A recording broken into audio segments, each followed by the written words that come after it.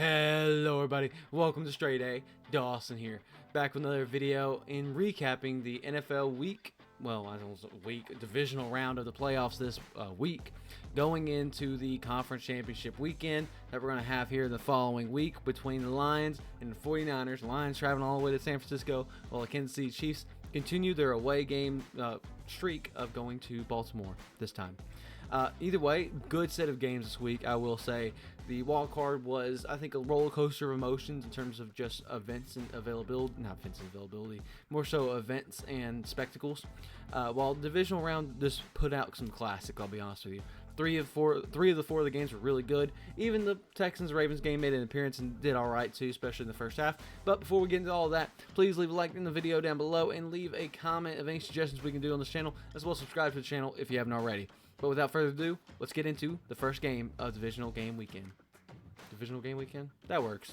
The first game this weekend, of course, were the Texans traveling over to Baltimore, face off against the Ravens. Valiant effort from the Texans. Well, I say valiant, but 10 points is I don't know how valiant they really can get. But the Ravens were always going to win, weren't they? You know, we all had the hope that maybe C.J. Stroud could pull something off, but he's too green. The defense is too unrefined. Baltimore Ravens are just a more complete team. It's unfortunate.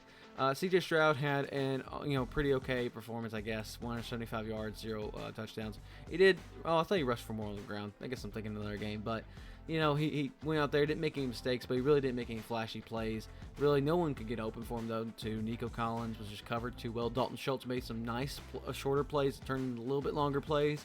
Devin Singletary was doing the best he could, but on the ground they really could not afford. Very early on, actually about halfway through, but what was it called?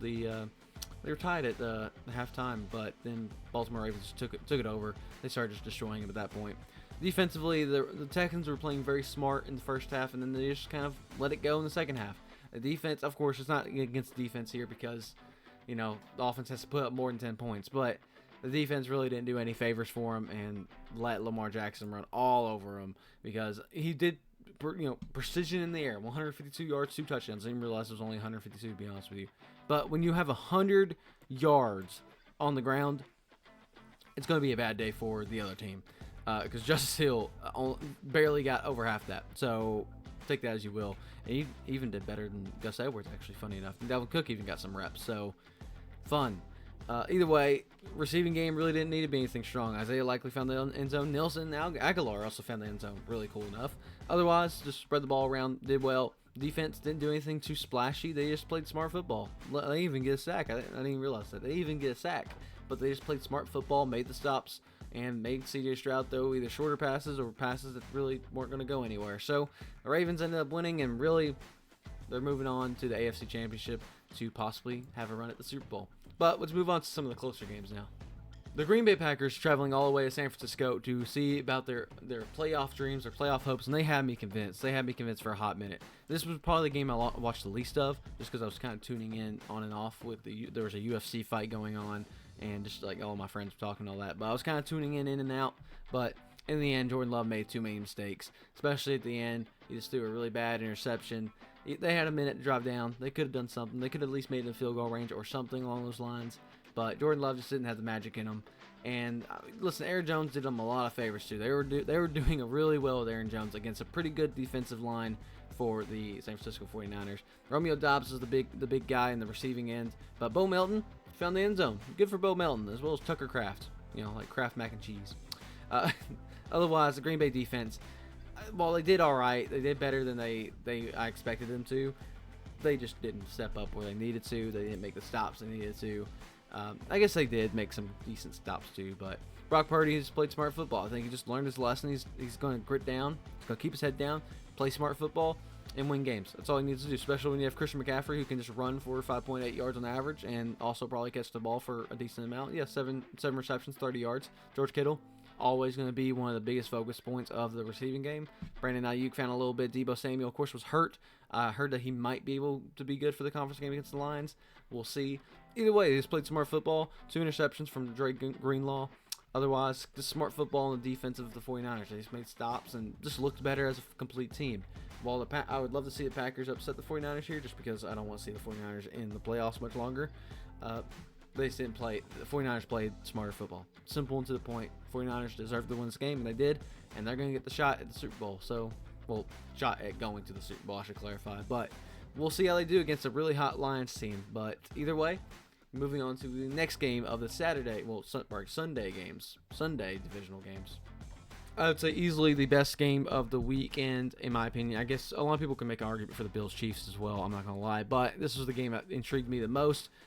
There's some interesting plays here, but Bucks at Lions, of course, and they both came in hot, ready to go. As you see, they went tit for tat all the way to the fourth quarter, and the Lions just ended up being the better team. The defense of the Lions stepped up big time in the fourth quarter, really getting Baker Mayfield off his rocker and just making him too many mistakes. He did really good, and then he just threw 2 bad picks, especially 1 bad pick near the end of the game.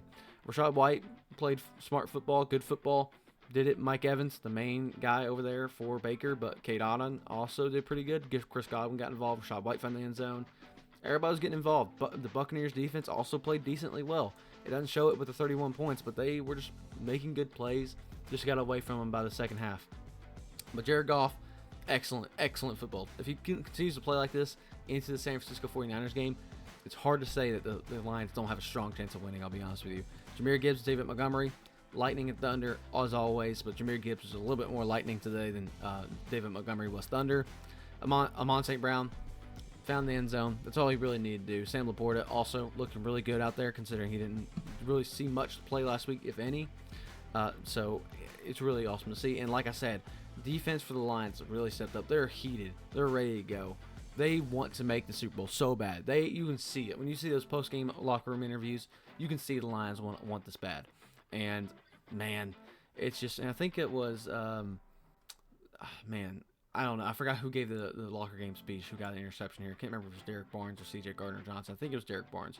But either way, man, Lions, I love the story they got going on here. They're going to go into a tough matchup next week, but I feel for the Bucs, especially with Baker Mayfield. They really gave a valiant shot. They really did a really good job up until this point. And even then, they went out valiantly. But unfortunately, their road is over. The Lions are going to the 49ers, and we have one more game to cover. That game is probably the most heartbreaking one of the weekend for me, at least, because the Tyler Bass 44-yarder just went wide right or wide left. I can't remember. Whatever direction it was, just wide too much in that direction, just couldn't do it. And you know it sucks. Being a kicker in that moment, you know it sucks to be in that moment and be like, I just lost this game. You really didn't lose on the game, Tyler Bass. If you needed a field goal to win the game or to be in the contention for the game, you didn't deserve to win it, to be honest with you. And it's unfortunate to say, but Buffalo Bills they played good. They had explosive plays, but the Kansas City Chiefs looked like a complete team. They looked like the Chiefs they did last year, and it's hard to compete with a playoff going Patrick Mahomes. And even in Buffalo, Kansas City was able to kind of take the upper hand. And even then, Patrick Mahomes didn't play great. 215 yards for him is awful. I don't want to say awful, but not good for him. 215 yards, that's like the bottom of the barrel for him. He always gets easily over 200, but barely scratching 200. 2 touchdowns, of course. Not too many passes, but Isaiah Pacheco really did the brunt work of getting some of that clock turned out when he needed to. Travis Kelce found the end zone twice. It looked like really good Travis Kelce there. Rashee Rice here did receive the second most receptions as well, but didn't get as much involved, really. They really just did short, nice, smart passes rather than long Hail Mary type plays. Chiefs defense, they play fine. I don't know. It wasn't one of their best games, but it wasn't one of their worst. Nothing really notable happened, in my opinion. Josh Allen, okay in the air, great on the ground. It's just simply how Josh Allen works. He wasn't really getting much assistance from everybody else, to be honest with you. James Cook had a good day, but not a great day. Dalton Kincaid was about the best person that stepped up, and even then, it wasn't great. Khalil Shakir, Tavius Murray, James Cook, Stephon Diggs, Ty Johnson. No one can make plays for him. No one could do anything for Josh Allen. He had to make all the plays and get them the ball directly to him. And defense from the Bills, again, nothing too notable, but they weren't great. They definitely blew some important leads or important drives there. In the end, looking at this, it really sucks for the Bills, but the Kansas City Chiefs, they just won it, and they wanted it bad. They wanted it more.